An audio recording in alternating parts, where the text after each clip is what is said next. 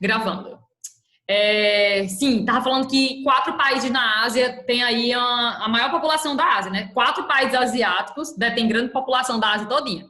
Juntando eles 4, já dá praticamente aí mais da metade da Ásia, né? Ó, quando você junta, peraí, que tem 2 meninos entrando agora.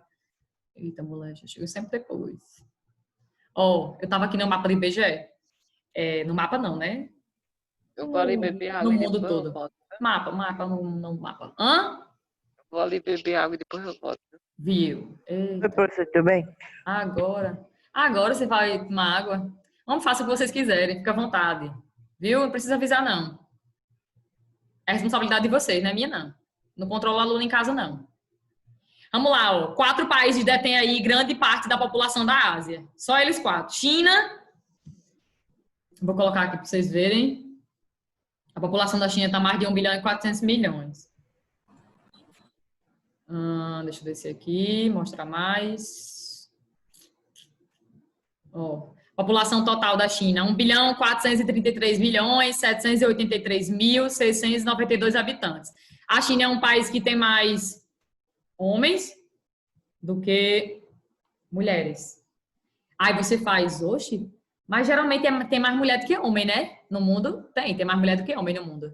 Isso é uma tendência em todos os países. Porque a expectativa de vida da mulher é maior do que a expectativa de vida do homem. A mulher vive, em média, 4 anos a mais do que o homem. Mas não porque nós somos seres especiais, não. É porque as mulheres, elas cuidam mais da saúde, tanto na questão da prevenção, quanto tratamento de doenças. As mulheres, elas não estão tão envolvidas quanto os homens em assassinatos, em homicídios, na criminalidade, violência, enfim, e aí coisas que fazem com que a mulher ela vive mais do que o homem. E biologicamente, salvo engano, a probabilidade é que nasça mais homens do que mulheres. Mas como os homens eles cuidam menos da saúde, né, tem essa questão aí que eles geralmente morrem mais cedo.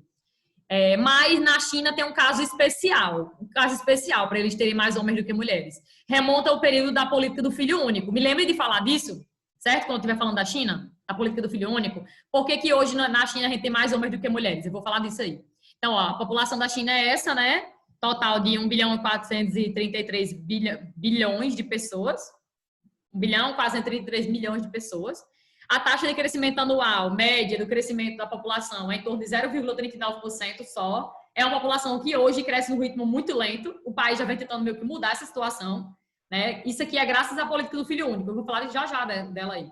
Isso fez com que ocorresse uma diminuição muito gradativa, muito forte, da quantidade de filhos por mulher na China. Aí, repara aqui o dado da Índia.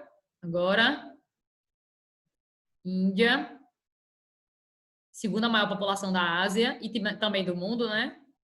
Segunda maior do mundo também. Deixa eu botar aqui e mostrar mais e descer.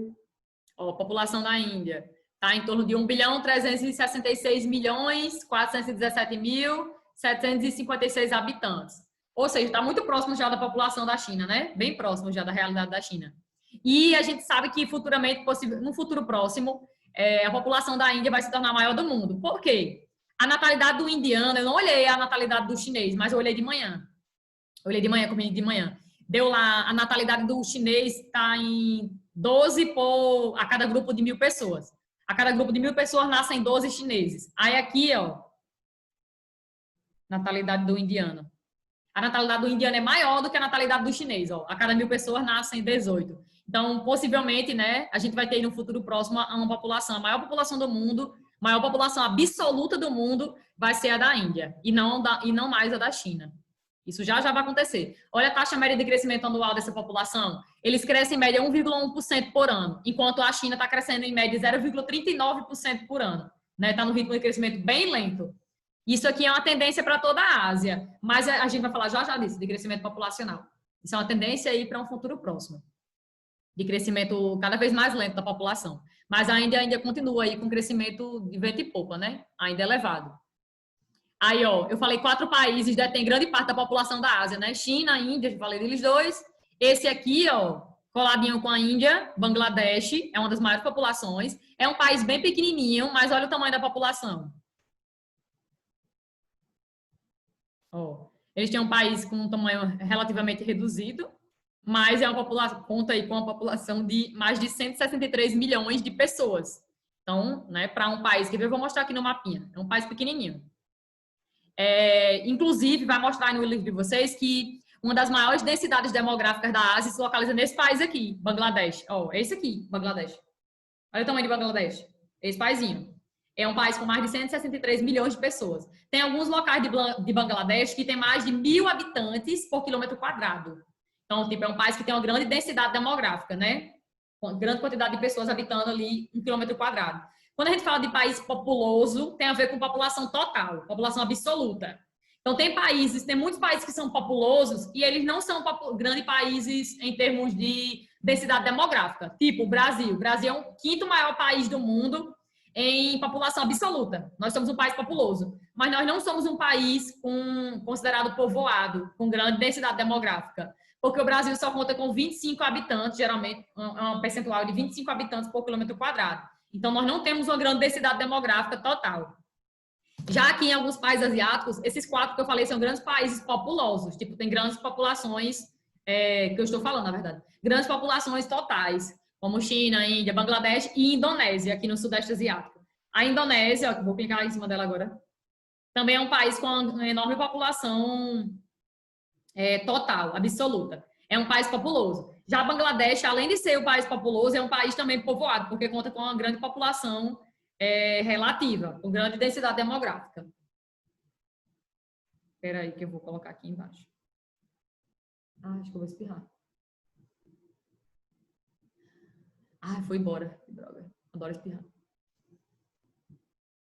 População total da Indonésia. Salvo engano, a Indonésia é a quarta maior população do mundo, né? Só perde para a China, para a Índia e para os Estados Unidos. E está à frente da gente, né? A população deles é de em torno de 270.625.567 habitantes. Então, juntando a esses 4 países, China, a população da China, a população total da Índia, a população total de Bangladesh e a população total da Indonésia, dá aí praticamente mais da metade, né? Já da Ásia, 4,5 bilhões de pessoas, já dá aí mais da metade da população da Ásia. Então, mais da metade da população da Ásia, ou pelo menos metade dela, se localiza em 4 países só da Ásia, certo? China, Índia, Bangladesh e Indonésia.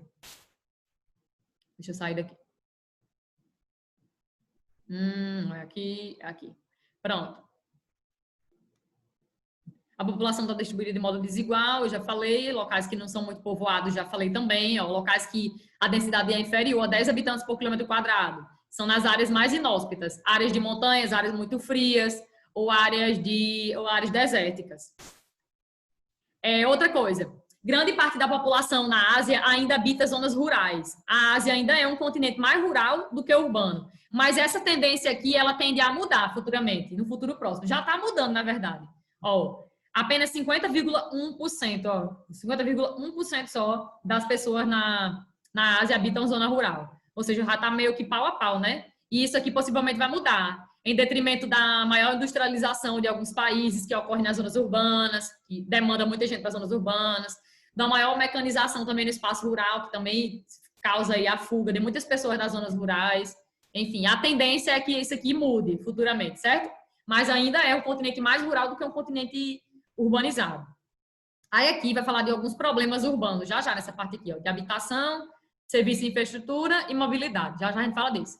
Aqui nessa outra parte, na segunda página, vai falar sobre aglomerações urbanas. Aqui são os problemas, aqui vai falar sobre aglomerações urbanas.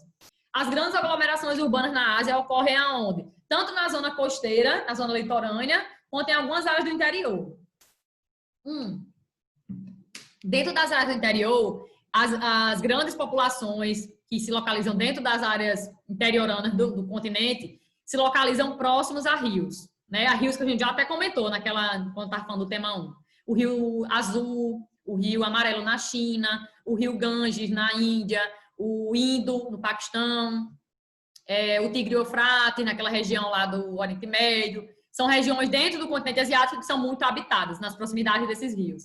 E no litoral, a gente também tem várias cidades que são bem habitadas também, do continente asiático. Aqui se destacam algumas cidades. Tóquio, que é a capital do Japão, Mumbai, Nova Delhi, na Índia, Xangai e Pequim, na China, e Dhaka, em Bangladesh. São cidades bem povoadas nesses países aí. Então, historicamente, as zonas costeiras e os rios são locais mais povoados, locais que foram primordiais para a ocupação humana desde o passado até o momento recente. né? Aí cita aqui o caso do Tigre e Eufrates, no Oriente Médio, que fica hoje naquela região do Iraque, né? Da Mesopotâmia, fica em volta aquilo ali, aquela região do Iraque. E tanto foi importante no passado quanto é importante até hoje em dia, esses rios. A gente viu também que naquela aula do tema 1, são importantes do ponto de vista da fixação das pessoas para sobrevivência, abastecimento das cidades, mas também são muito importantes para fluxo, né, de pessoas, como transporte, né, de pessoas, serve como transporte, meio de deslocamento de pessoas, de mercadorias, serve também como geração de energia, enfim. São rios muito importantes, todos eles, né, interiores. Que mais? Aí aqui cita outros rios, né? Outras áreas litorâneas, como áreas litorâneas do Vietnã, da Indonésia, Índia, Filipinas, que também são muito povoadas, e áreas no interior de alguns países, que contam com muitos rios importantes, como esses aqui que eu já mencionei agora há pouco. Pronto. Outra coisa que o livro destaca é a questão de que, eu tinha até comentado isso já no primeiro tema, mas eu vou comentar de novo. Alguns rios na Ásia, eles são muito importantes, mas muitos vêm sendo muito degradados. Muitos vêm sendo muito, e ajudou muito, né, nas minhas colocações, mas enfim. Muitos rios na Ásia vêm sendo degradados por ações humanas. Tanto pela grande exploração das águas para abastecimento, para irrigação, quanto vêm sendo muito poluídos também por atividades humanas, né? Geração de esgoto, que vão sendo jogados, despejados dentro dos rios. Né? A gente falou muito do Ganges na aula do tema 1. Do Rio Azul, do Rio Amarelo na China, que também sofre com esse problema de esgoto, tanto doméstico quanto esgoto aí industrial, lixo industrial que é depositado dentro dos rios. E isso está ocasionando um problema muito sério dentro do continente, porque são rios extremamente importantes para a sobrevivência e também para a questão comercial, né, do continente como um todo, das áreas por onde esses rios passam. Aí aqui vai falar um pouquinho sobre problemas urbanos na Ásia, certo? Alguns principais problemas urbanos. Por causa do grande crescimento urbano que está ocorrendo em alguns países asiáticos, geralmente em quase todos, né, basicamente, os países que mais crescem em economia, o crescimento urbano na Ásia está sendo de forma muito desordenada, está sendo mal planejado e está ocasionando uma série de problemas. O livro destaca 3 grandes problemas em 3 setores. O setor de infraestrutura, o setor de mobilidade. Mobilidade é você... de ir e vir, né? Mobilidade, de ir e vir. De transporte, interligado à questão do transporte das pessoas. Ter transporte para a gente se deslocar.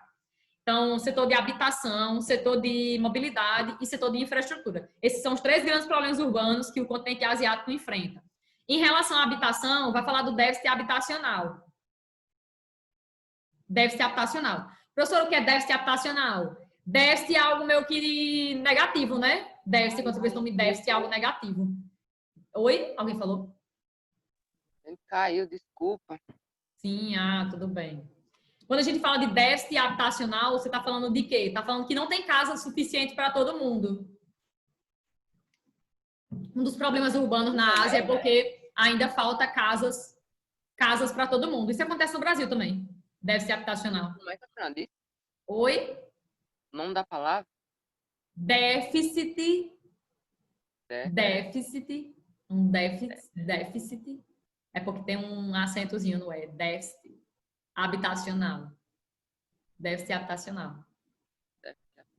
Pronto. Um dos problemas lá é a questão da habitação, porque muitas vezes não tem habitação para todo mundo e grande parte das pessoas habitam locais inadequados, precários, marginalizados, dentro dos centros urbanos ou até em áreas mais periféricas, né? Áreas mais distantes do centro.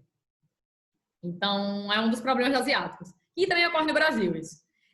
Outro grande problema é em relação a serviços e infraestrutura nos países. Ou seja, alguns serviços são muito precários ainda e as pessoas requerem, como tem muita gente habitando, né, alguns países aí, algumas sociedades elas requerem mais de escola, creche, hospital, posto de saúde, áreas públicas de lazer, elas requerem, muitas vezes não tem retorno, não tem isso para elas, né, para todo mundo. Não tem uma escola próxima da sua casa, não tem um posto de saúde próximo da sua casa, investimento público não totalmente, como é que eu posso dizer? Não consegue suplantar essas necessidades das populações. Problemas ligados também a saneamento básico, né? A tratamento de esgoto, de água também existe. E também falta de energia em alguns locais. Então, esse é o segundo problema da Ásia, interligado à questão da oferta de serviços à população e à infraestrutura. E o outro grande problema urbano é a questão da mobilidade das pessoas. Por quê? Porque geralmente as opções de transporte que existem dentro do continente não dá para todo mundo. Geralmente não tem transporte para todo mundo, né? E aí acaba ocasionando uma pouca mobilidade para as pessoas, espacial.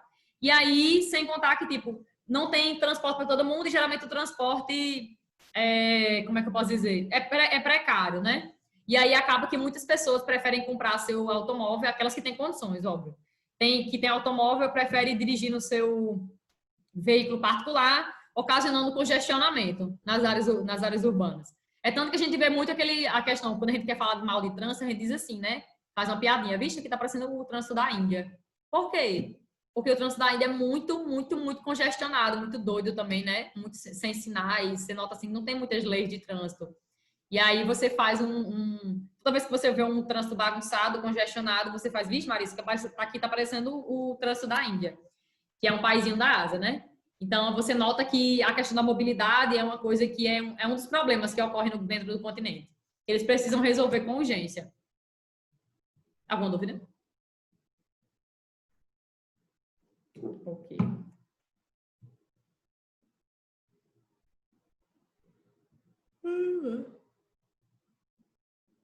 Agora vamos para a parte de tendências demográficas. Tendências. Pronto.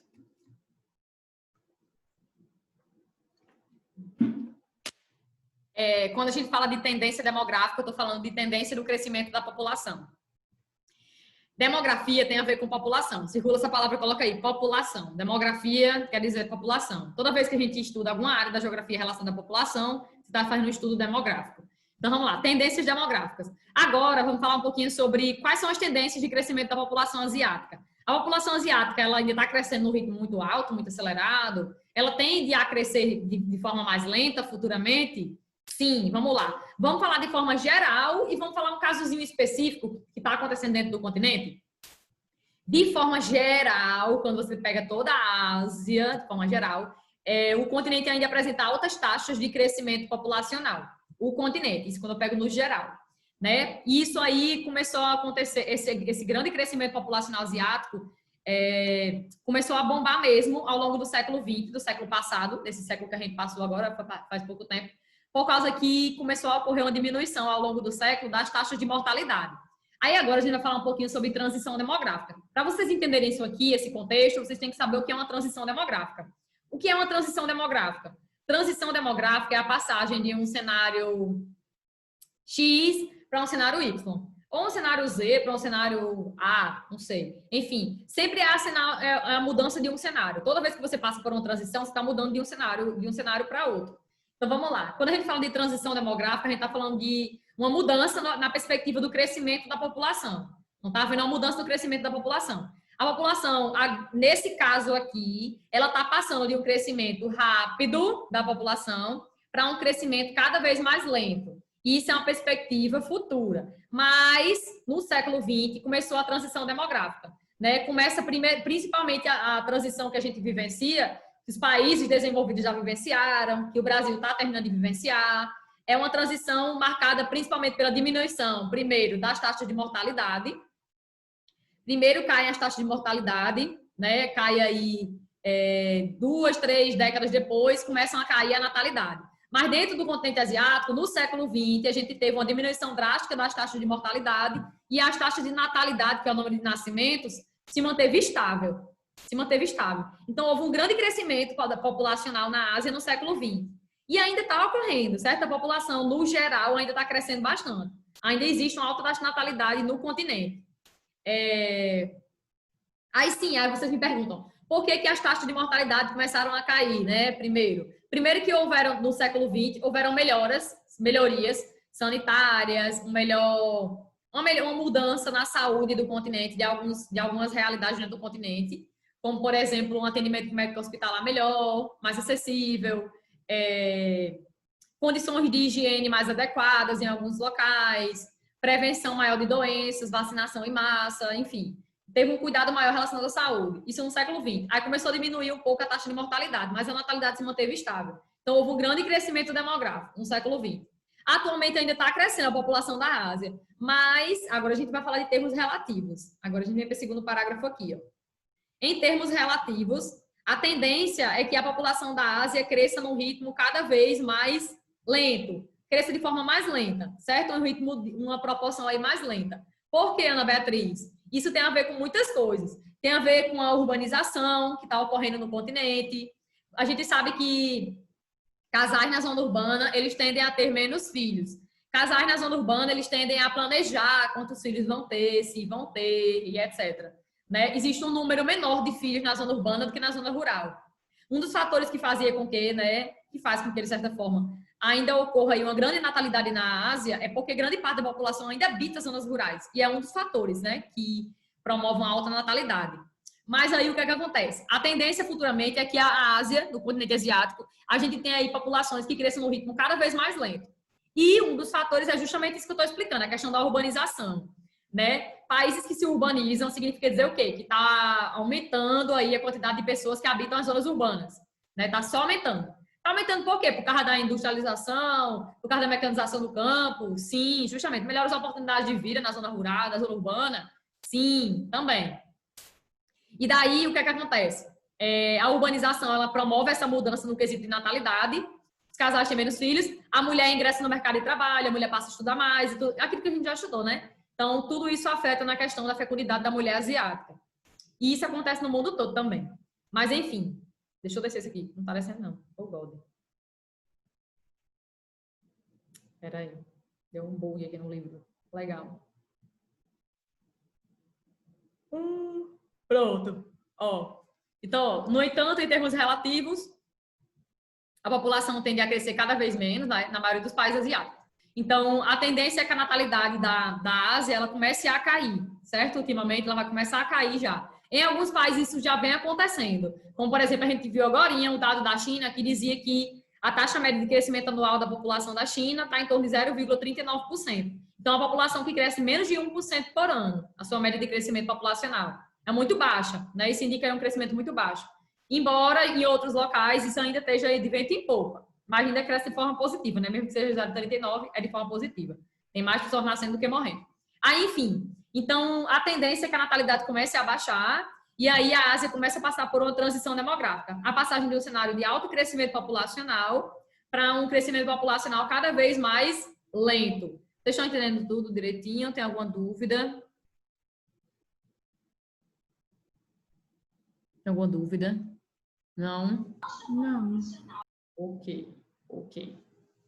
Tá. Então, a tendência é que o crescimento seja cada vez mais lento. Mas aí, alguns países, como é o caso da China, vamos falar da China agora. A China, ela meio que, né, conseguiu fazer uma política lá, chamada um controle de natalidade, que eles chamaram de política do filho único. Ficou conhecido no mundo inteiro como política do filho único.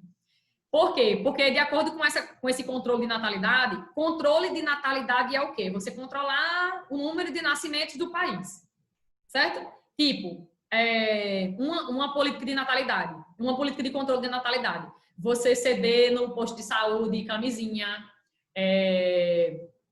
orientação para planejamento familiar, um posto que existe também. O que mais? Introdução do DIU na mulher, gratuito, também é um controle de natalidade. Ana Beatriz, Oi. o aborto é legalizado lá? Se é legalizado na China? Vixe, Sim, na China. você me pegou agora. Eu sei que na época do filho único podia. Não sei hoje. Agora você me pegou. Meu Deus, a senhora falando isso, eu tava me lembrando do negócio. Quando eu Deixa eu ver estudava se na é. minha outra escola, professora, aí, Oi? quando eu estava na minha outra escola, sabe? Aí a Sim. professora meio que explicou, sabe, esse assunto e tal. Aí eu me perguntou, professora, quantas vezes a senhora já usou camisinha? A professora ficou desse Meu Deus jeito. do céu, coitada. E era uma criança, a menina Vixe, era uma criança. Aí a professora disse, olha, eu não vou lhe estranho. responder como você merece porque você é uma criança. Estranho isso aí. Ana Beatriz, Oi. eu achei aqui na Wikipédia. Tá Vixe. dizendo que é legalizado.